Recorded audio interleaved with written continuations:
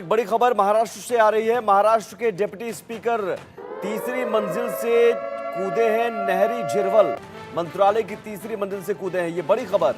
Deputy speaker हैं नहरी झिरवल, जिन्होंने छलांग लगाई तीसरी मंजिल से मंत्रालय में।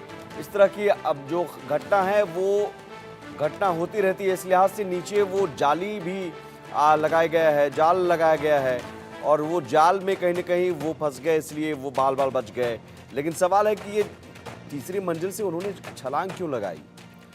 क्या खुदकुशी के इरादे से छलांग लगाई गई मंत्रालय की तीसरी मंजिल से, या फिर किसी तरह का कोई हादसा, या क्या किन वजहों से? ये तमाम ऐसे सवाल हैं। अब जब ये अभी इसका जवाब मिलना अभी मुश्किल है। जवाब का इंतज़ार सब कर रहे हैं, लेकिन डिप्टी स्पीकर हैं, अजीत गुट के विधायक हैं नरहरी झिरवाल, जिन्होंने छलांग लगाई तीसरी मंजिल से। और उसके बाद देखिए कैसे ये जाल में फंस गए, क्योंकि वहाँ पर जाल लगाया गया है। अक्सर मंत्रालय से कूदने की घटनाएं, सुसाइड की घटनाएं आती रहती थी।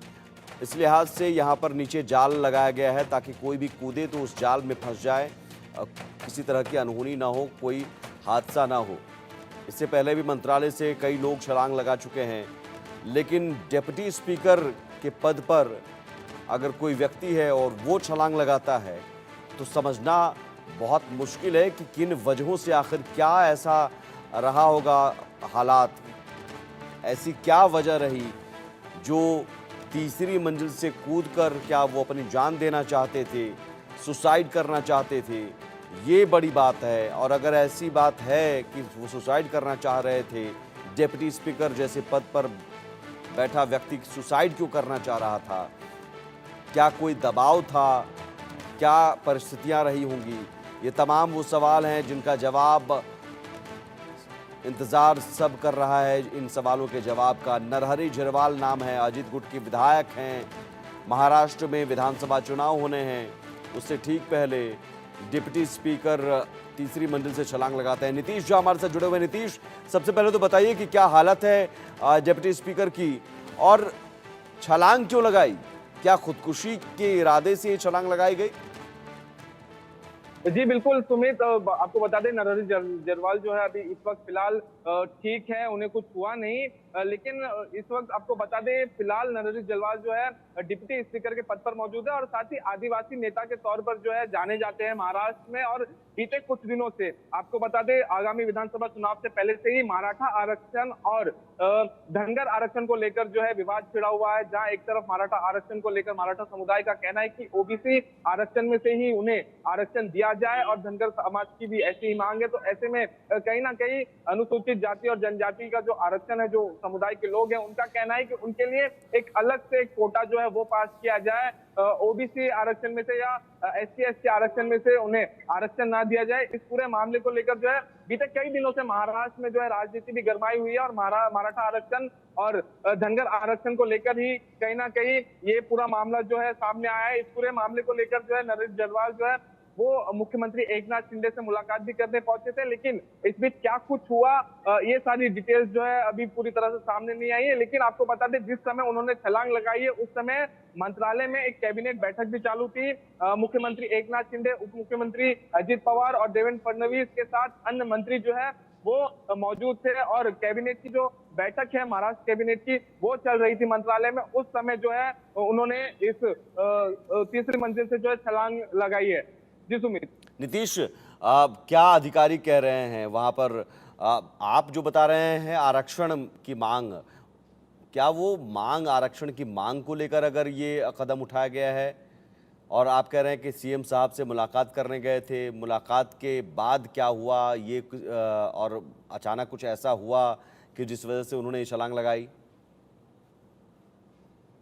जी बिल्कुल सुमित, आपको बता दें इस पूरे मराठा आरक्षण और धनगर आरक्षण को लेकर जो है अजीत गुट के तरफ से पहले भी जो छगन भुजबल है उनके तरफ से भी ये मांग रखी गई थी कि अगर मराठा आरक्षण और धनगर आरक्षण जो है वो पारित करना है, जीआर पारित करना है, तो ऐसे में जो कोटा है वो अलग से जो है दिया जाए, अलग से एक कोटा जो है रिजर्वेशन का वो पारित किया जाए। लेकिन जो मराठा समाज के लोग हैं जो मराठा आरक्षण की मांग कर रहे हैं, जो धनगर आरक्षण की मांग कर रहे हैं, उन लोग का कहना है कि ओबीसी आरक्षण में से ही जो है आरक्षण उन्हें दिया जाए। ऐसे में इस चीज को लेकर छगन भुजबल भी पहले कई बार जो है अपने ही सहयोगी दलों के साथ भाजपा और शिवसेना, एकनाथ शिंदे की शिवसेना के साथ जो है कई बार बैठकों का दौर भी उनका चला है। और ऐसे में इस बीच अचानक नरहरि झरवाल का तीसरे मंजिल से छलांग लगाना कई सारे सवाल जो है वो खड़ा करता है। लेकिन आधिकारिक तौर से जो है अभी तक कुछ बयान जारी नहीं हुआ है, लेकिन सूत्रों के मुताबिक कहीं ना कहीं ये पूरा मामला जो है आरक्षण से जुड़ा हुआ ही बताया जा रहा है। जी सुमित। सरकार की तरफ से कोई बयान या फिर विपक्ष की तरफ से? जी सुमित, अभी अब से कुछ देर पहले ही ये घटना हुई है। ऐसे में अब विपक्ष की तरफ से जरूर जो है बयानबाजियों का दौर जो है वो शुरू होगा। विपक्ष की तरफ से भी जो सवाल है वो खड़े किए जाएंगे। ऐसे में अब आगे क्या कुछ इस पे राजनीति होती है और क्या अजीत गुट जो है वो महायुति के साथ रहेगी इस विधानसभा चुनाव में, या इस घटना के बाद जो है वो अलग हो जाएगी। क्योंकि बीते दिनों महायुति में भी कहीं ना कहीं जो है खटास देखने मिली है, जहां एक तरफ देवेंद्र फडणवीस जो है वोट जिहाद को लेकर एक विशेष समुदाय पे जो हमला बोल रहे थे, तो वहीं दूसरी तरफ बीते दिनों अजीत पवार की तरफ से एक बयान सामने आया था जिसमें उन्होंने कहा था कि जो सीटें उन्हें महायुति में मिलेगी उसमें से 10% सीटों पर वो विशेष समुदाय के लोगों को जो है टिकट देंगे। तो ऐसे में एक ही गठबंधन के दो अलग अलग सहयोगी दलों की तरफ से एक समुदाय को लेकर अलग अलग बयान सामने आ रहे हैं। तो ऐसे में कहीं ना कहीं इस पूरे महायुति में जो है सब कुछ साफ नहीं चल रहा है, ऐसा माना जा सकता है। जिस धनगर समाज की बात अब इस पूरे मामले में की जा रही है, कितनी आबादी है, वोट बैंक के लिहाज से कितना महत्वपूर्ण है, और क्या ये माना जाए कि महाराष्ट्र विधानसभा चुनाव से ठीक पहले एक इसे स्टंट के तौर पर भी देखा जाए?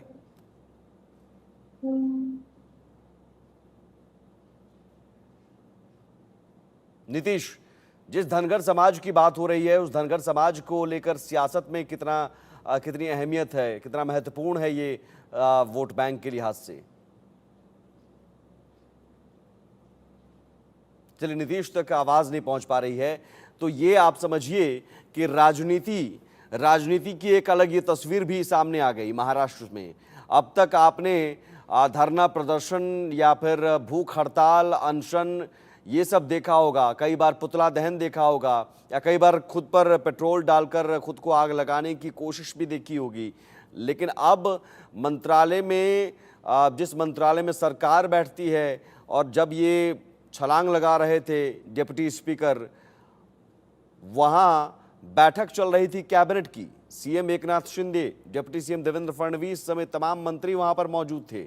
और उसी वक्त महाराष्ट्र के डिप्टी स्पीकर तीसरी मंजिल से कूद जाते हैं। आनन फानन में उन्हें वहां से निकाला जाता है क्योंकि सुरक्षा जाली नीचे लगी रहती है, उसमें वो फंस जाते हैं। और अजित गुट के ये विधायक हैं, अजित गुट का समर्थन है महायुति में, सरकार में। लेकिन लोकसभा चुनाव के बाद से कुछ खटास चल रही थी, तो क्या ये इसका साइड इफेक्ट आने वाले दिनों में चुनाव से पहले दिख सकता है?